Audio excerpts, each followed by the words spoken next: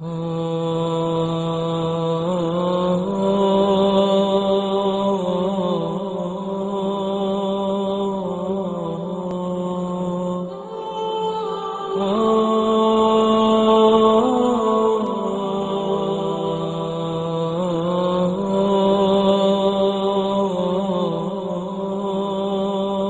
رور حضرت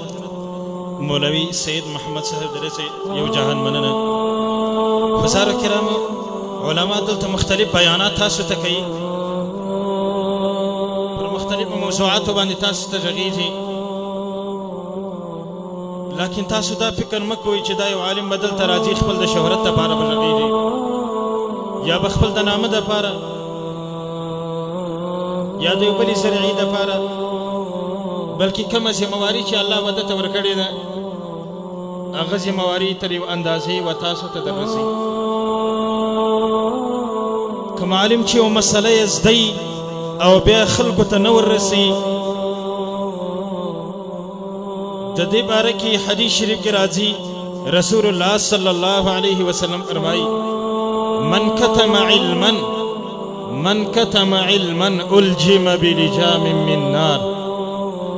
او كما قال صلى الله عليه وسلم. کوم عالم چې مسله زده وي او خلکو ته مثلا نه رسي، علم یې زده کړی هغه علم خلکو ته نه رسي، په ورځ د قیامت به الله د دغه عالم و خولې ته د اور قیزه ور واچوي، د اور ملونه به الله ور واچوي د ده و خولې ته. ځکه علما دا کوشش کوي یو کتاب کتلی، یو رساله کتلی، تفسیر کتلی، شروحات کتلی، معتمد کتابونه کتلی، یو موضوع تر تاسو پورې رارسي. دا د علماو کاروبار، دا د علماو تجارت دی، امې اخروي فایده ده امې دنیوي فایده ده. که تاسو عمل پکوئ که نه پکوئ، عالم چې پر دغه ځای مسله بیان دته الله اجر ورکړي. الله دې د عمل کولو توفیق راکړي. الله تعالی دې موږ او تاسو ته استقامت را نصیب کړي چې استقامت وکړو. اوس دا پروګرام او د جلسې په دې برخه کې موږ بلنه ورکوو د جامعه محمدي محتمیم او مدرس حضرت مولانا ګلبدین صاحب ته چې اشتري مخې ته تشریف راوړي او حاضرینو ته خپله قیمتي وینا ور واوروي حضرت مولانا ګلبدین صاحب.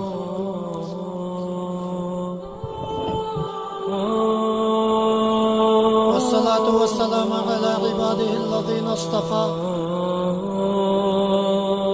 أما بعد، قال الله تبارك وتعالى في محكم كتابه: أعوذ بالله من الشيطان الرجيم، بسم الله الرحمن الرحيم. فضل الله المجاهدين على القائدين أجرا عظيما. قال رسول الله صلى الله عليه وسلم: الجهاد ماز إلى يوم القيامة. صدق الله مولانا العظيم وصدق رسوله النبي الكريم. محترمين حضار، سامعين كرام، دا كم جلسة چنن منعقده ده، دا كم مجمعه چه دلته راټول ده، دا خاص دا هغه حفاظ کرام چې د قرآن عظیم الشان د حفظ د فضیلت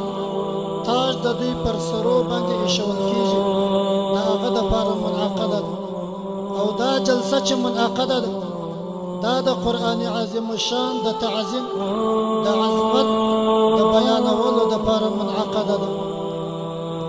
پکار هم دا ده چې په دې جلسه کې د قرآن عظیم الشان تعظیم بیان سي او د هغه استادان چې د قرآن عظیم الشان د خدمت دپاره شپه او ورځ تکلیفونه ګاللي د هغه حوصله افزایي وسي، او هغه حفاظ کرام چې دنیایي خواهشات یې پرې ایښي، خوبونه یې پرې ایښي، تکلیفونه یې ګاللي او قرآن مجید ته په سینه کې ځای ورکړي، د هغه حوصله افزایي وسي.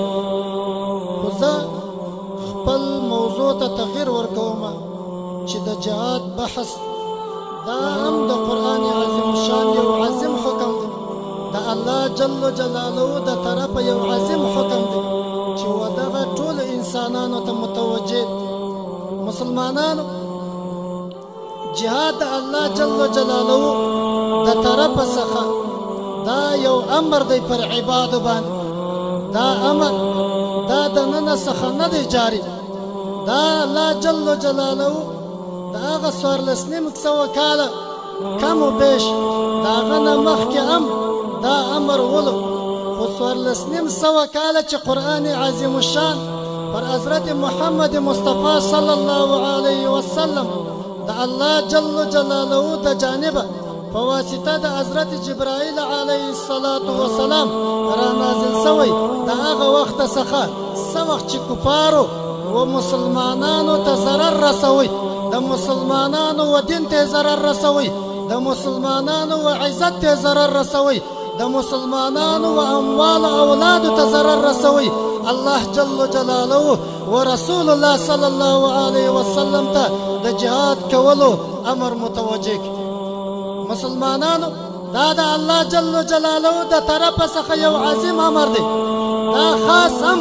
د جهاد په موضوع باندې چې زه بیان کوم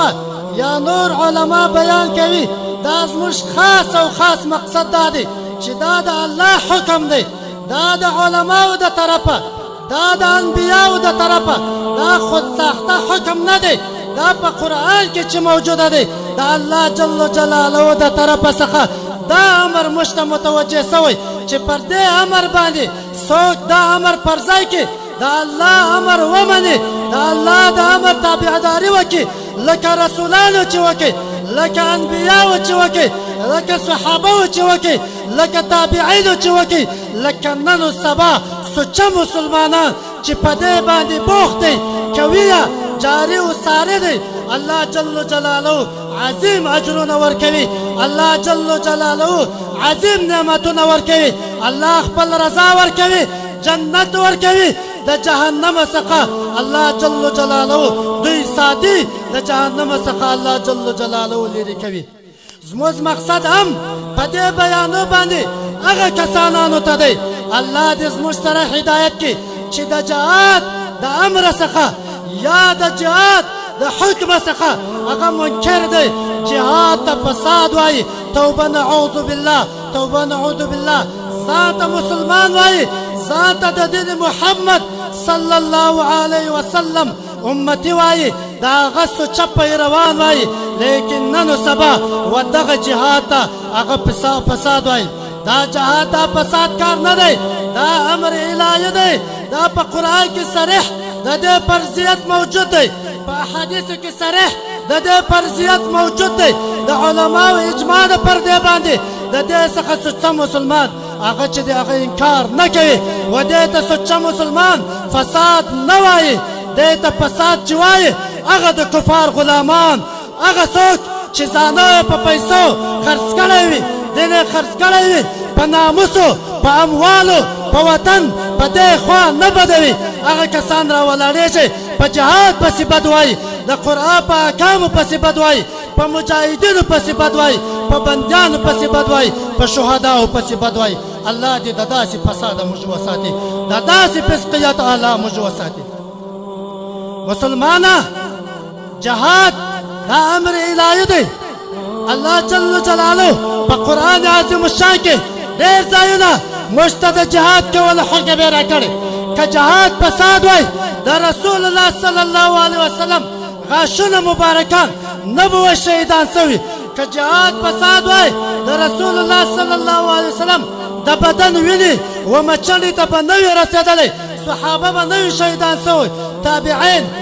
تابعین انبیا نور رسولان دا که فساد وای رسول توبه نعوذ بالله د فساد د پیلاولو دپاره نه دی راغلی د الله د دین د احکامو د پیلاولو دپاره راغلی دی د الله جل جلاله د دین د اعلی کلمت الله د لوړتیا دپاره رسول راغلی انبیا هغه احکام تاسو ته بیانوي چې الله په راضي کېږي هغه احکام نه تاسو ته بیانوي چې هغه په شریعت کې نه وي په دین محمدي صلی الله علیه وسلم کې نه وي خو مسلمانانو جهاد دا هغه دوه قسمه دی یو فرض کفایه یو فرض عین. جهاد په کوم وخت کې فرض کفایه وي؟ جهاد په هغه وخت کې فرض کفایه وي چې مسلمانانو د کفارو پر ممالکو باندې هغه غلبه یې کړې وي، کفار مغلوبه وي، لیکن بیا هم د مجاهدینو دپاره یو ګروه دپاره دا ضروري، د یو جماعت دپاره دا ضروري او لازم دی چې دوی به په کفري ممالکو ګرځي تر څو چې د دغه اسلام بیرغ، دغه د الله کلمه، دا دین اسلام په دنیا باندې مغلوبه وي، غالبه نه وي. لیکن جهاد په هغه وخت کې فرض عین وي چې هغه کفار ستا ملک ته راسي، ستا پر ناموس باندې، ستا پر دین باندې، پر کتاب محمدي صلی الله علیه وسلم باندې، پر آسماني کتاب باندې ستا پر دین، اموال، بچان په دې باندې یرغل وکړي. په دې وخت کې بیا فرض جهاد چې د هغه فرض عین دی، بیا غلام د باداره څخه، ښځې د میړه څخه، زوی د پلاره څخه، لور د پلاره څخه، دا بیا د اجازې حق نشته چې اجازه وغواړي، بغیر اجازې هم بیا جهاد ته تللی شي، د کفارو مقابله کولی شي. مسلمانانو الله جل جلاله په خپل کلام عظیم الشان کې فرمایي: فضل الله المجاهدین علی القائدین اجرا عظیما. الله جل جلاله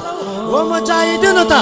پر هغه کسانانو باندې چې هغه ناست وي، که څه هم ذکر کوي، که څه هم تلاوتونه کوي، که څه هم روژې نیسي، که څه هم تهجدونه کوي، که څه هم قیام اللیل کوي، که څه هم د الله په عبادت باندې دی مصروفه وي، دنیاوي کار هم نه وکړي، مجاهد ته الله جل جلاله پر هغه باندې فضیلت ورکړی، په غټ فضیلت سره، نه په کوچني فضیلت سره.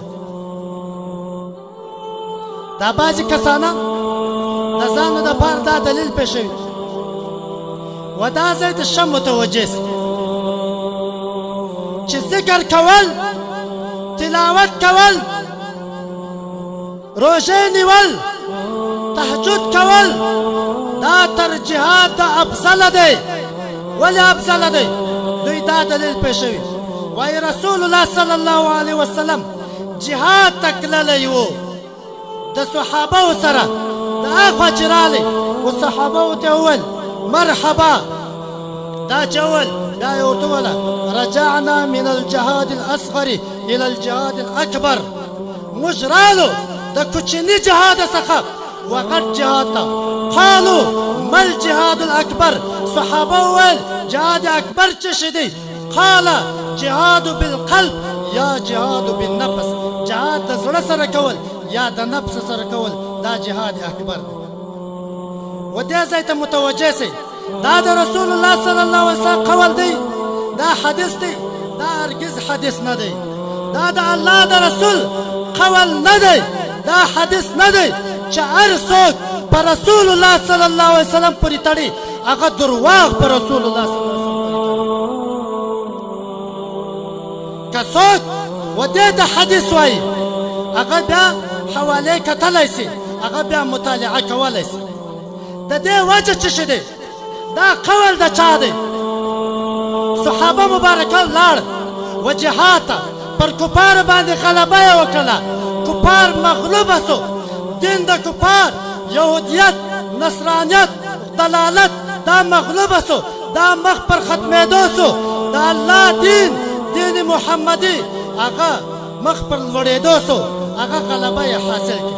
کفار راولاړ سو، دا مشوره یې وکړي چې اوس دین اسلام غالبه سو، زموږ یهودیت و نصرانیت دا ولاړې د مابینه، کم خوارۍ چې موږ کړې، کم پیسې چې موږ مصرف کړې، کم خزانې خولې چې موږ خلاصې کړې، هغه ټول لاړې. دوی راولاړ سو، مشوره یې وکړه چې داسې کلام به جوړوو د هغه نسبت و رسول الله صلی الله علیه وسلم ته به کوو، ځکه مؤمنان د الله د رسول پر کلام باندې ایمان لري، پر هغه اقرار کوي، تصدیق کوي، زړه ته یې ښه په صدق سره لویږي. نو یو سړی هغه د مسلمانانو ابراهیم ابن عباله نومېدی، هغه راولاړ دا الفاظ یې جوړ کړي، رجعنا من الجهاد الاصغر الى الجهاد الاکبر، دا یې جوړ کړي. د دې نسبت و رسول الله صلی الله علیه وسلم سټم چې دا مسلمانانو واورېدې مسلمانان پر کور کښېنستئ د وجه د کور د کښېنستلو دا و چې ذکر کول ځان نه زخمي کول د مور و پلار سره د عیال سره دا شپې تېرول دا خو ښه خوند کوي دا هر چا ته خوند ورکوي راس موږ جهاد څه کوو ذکر به د الله وکړو روژې به ونیسو تهجدونه به وکړو که ټول پر کور باندې کښېنستو چې پر کور باندې کښېنستې هغه د پاره د دی چې دین اسلام هغه مغلوبه سي اصل مقصود د فساقو د کفارو دا هغه حدیث نه دی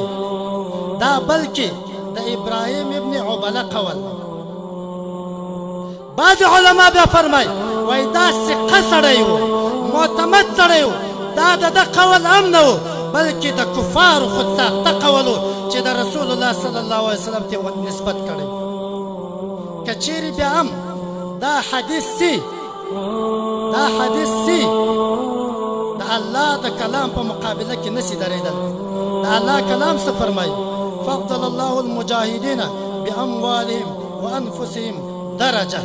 بل ذا الله جل جلاله څه فرمایي فضل الله المجاهدین على القائدین اجرا عظیما الله جل جلاله پر هغه کسانانو باندې چې ناس په کورو کې کسان عبادت د الله کوي او مجاهدینو ته پر هغه باندې اجر عظیم ورکړي داسې اجر ورکړي چې هغه ته نه دی حاصل مسلمانانو په دې باندې استدلال نیول په دې باندې ځان خلاصول دا بیخي دا یو احمقانه کار دی جهاد فرض عین دی په اوس زمانه کې د دې په فرضیت کې هیڅ شک نشته تاسو وګورئ فساق کفار د کفارو معاونین مدرسه یې نه دی راپرېښی مسجد یې نه دی راپرېښی حفاظ یې نه دی راپرېښی علما یې نه دی راپرېښی طلبا یې نه دی راپرېښی چې د دوی وس کار وکړي په کوم ځای کې چې قال الله قال الرسول صلی الله علیه وسلم ویل کېږي دوی هلته بم وغورځوي یا یو بل کار هلته وکړي چې هغه د مسلمانانو هغه د ناکامۍ سبب وګرځي لیکن دا د مسلمانانو د ناکامۍ سبب نه ګرځي بلکې د مسلمانانو جذبې هم نور پورته کېږي د مسلمانانو حوصله افزایي په دې سره کېږي څوک چې پر رسول الله صلی الله علیه وسلم ایمان لري څوک چې پر الله ایمان لري څوک چې پر روز قیامت ایمان لري رسول الله صلی الله علیه وسلم فرمایي الجهاد ماضي الى يوم القیامه تر څو چې قیامت قایمیږي جهاد به څه شي هغه به قایم بعضې بیا وایي فدایانو ته پیسې ورکول کېږي یو څوک هر څوک چې وي چې په مجاهد یا په فدایي پسې لګېږي هغه ته به ډېرې پیسې منظورې شي خدای دې ورسي فدایي وکړي دی دې ځان مړ کړي وایي یا هغه د نشې پیشکاري لګول کېږي مسلمانانو ټولو ته ور معلومه ده ما خپل اپریشن کړی زه چې اپریشن تیټر ته وخېژول شوم ډاکټر رالې پیشکاري یې راولګول 3 دقیقې خبرې را سره وکړ بیا په ځان نه وم خبر عجیبه خدا ده چې مجاهد په ګاډۍ کې کښېني فدایي په ګاډۍ کې کښېني په دونې رش کش کې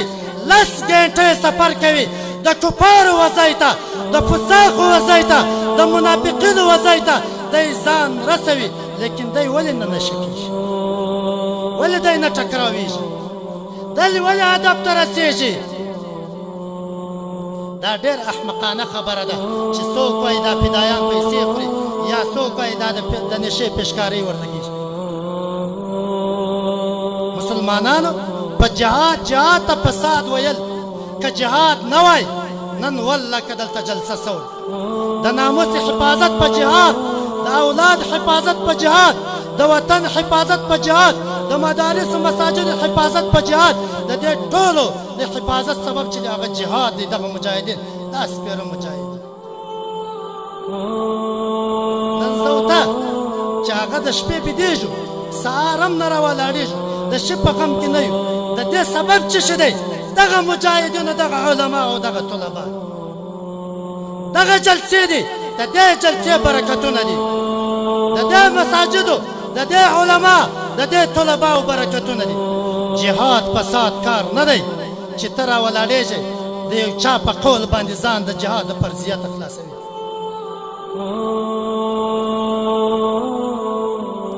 که څوک پر دې ځان آګاه کوي دعوت جهاد توضیحات شرح د مشکات تنظیم الاشتات تعلیق الصبیح فتاوای عزیزی مشارع الاشواق دا ټول دغه په خدمت کې دي کې نه لري مجلد د مولوي صاحبانې هم لري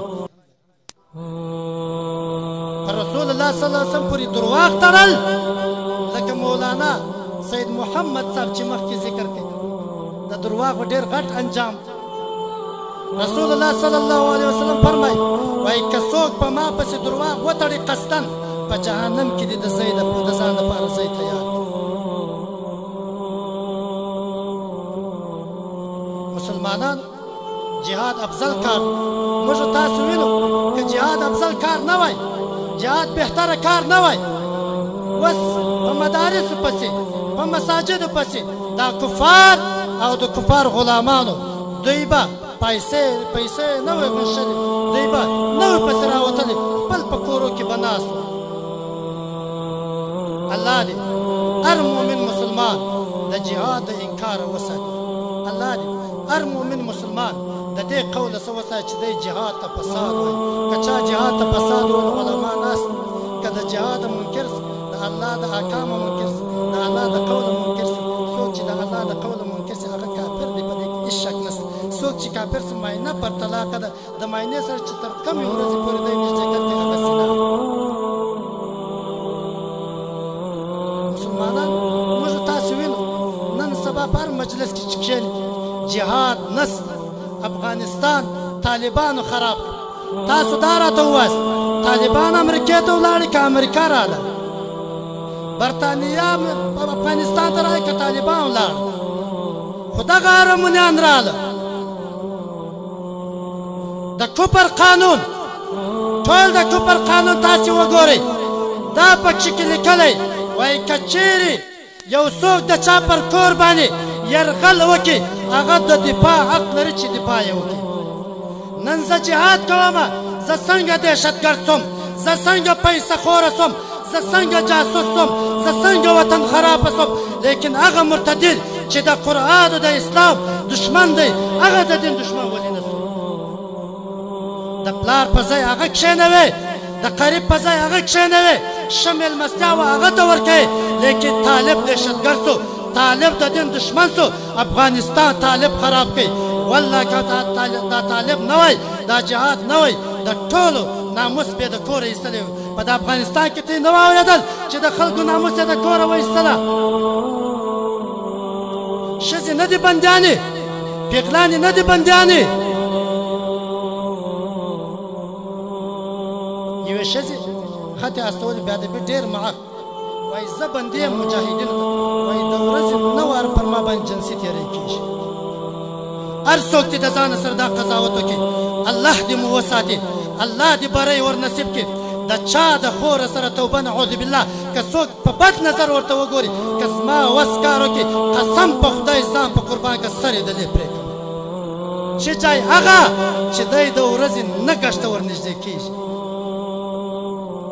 خور یې در څخه بوتلی بندي یې کړله مور یې در څخه بوتلی بندي یې کړله عالم یې در څخه بوتلی بندي یې کړله دا زندانونه په چا ډک دی تاسو وګورئ ورسې که پیسهدار بندي سي هغه پیسې ورکوي لیکن مجاهد چې بندي سي نور پیسې پسې ورکوي چې تخته سي پسې مسلمانانو په هر حال الله دې مو هدایت کړي الله دې نیکه لاره را په برخه کړي الله دې مو وساتي چې د الله د احکامو څخه موږ سرغړونه کوو یا انکار کوو دا بیان مې د دې دپاره وکړي چې په هر مجلس کې خصوصا دا شپږلي والله بالله په قسم مې درته په دا غوږو مې اورېدل چې دوی وایي دا طالبان اوس د چوکۍ دپاره جنګېږي د چوکۍ دپاره نو ته دونې سوچ وکړه چې ته چوکۍ ګټې نو ولې جنګ کوې نو پیسې ورکړه چوکۍ رانیسه ځان په وژلو ولې ورکوې جنګ خو چې کوې یا به مړ کېږي یا به زخمي کېږي یا به بندي کېږي دا سوچ ولې نشته جهاد ته ولې فساد ویل کېږي الله دې مجاهدین کامیاب کړي الله دې دا مدارس و مساجد کامیاب کړي الله دې د شهداو شهادتونه قبول کړي الله دې د دوی د کورو د حفاظت وکړي الله تبارک وتعالی دې الله تبارک وتعالی دې په دې مدرسه کې د تمامي مدارس سره برکات کښېږدي. الله دې همیشه قایم او دایم ولري. الله دې د فساقو د کفارو د شرور د هغه د معاونین د شر څخه وساتي. په دې مدرسه کې دا زه تاسو ته دعا کوم، مولانا عبدالهادي صاحب خو پرېږدي، مولانا دادي خدا صاحب خو پرېږدي، هغه طالبان چې د افغانستان یا د بل ځای راځي هغه خو پرېږدي. الله دې د هرې ګولې د زیرې په مقابله کې جنت الفردوس درکړي، خپل رضا دې درکړي. الله دې هغه مسلمانان چې خپل بچیان یې دې مدرسې ته راوستلي په ورځ د قیامت هغه تاج ور پر سر کړي چې الله جل جلاله د خپل رسول صلی الله علیه وسلم په ژبه مبارک باندې وعده یې ورسره کړې. الله دې دا مدرسه همیشه قایم و دایم ولري. موږ د زړه د کومې د دې مدرسې محتمم صاحب استادانو ته او شاګردانو ته د حافظانو و اقرباو ته د حافظانو ته دا ټولې راغلي مېلمنو ته موږ د زړه د کومې مبارکي وایو. الله دې پر دې خبرو د عمل کولو توفیق را نصیب کړي. آخر دعوانا الحمد لله.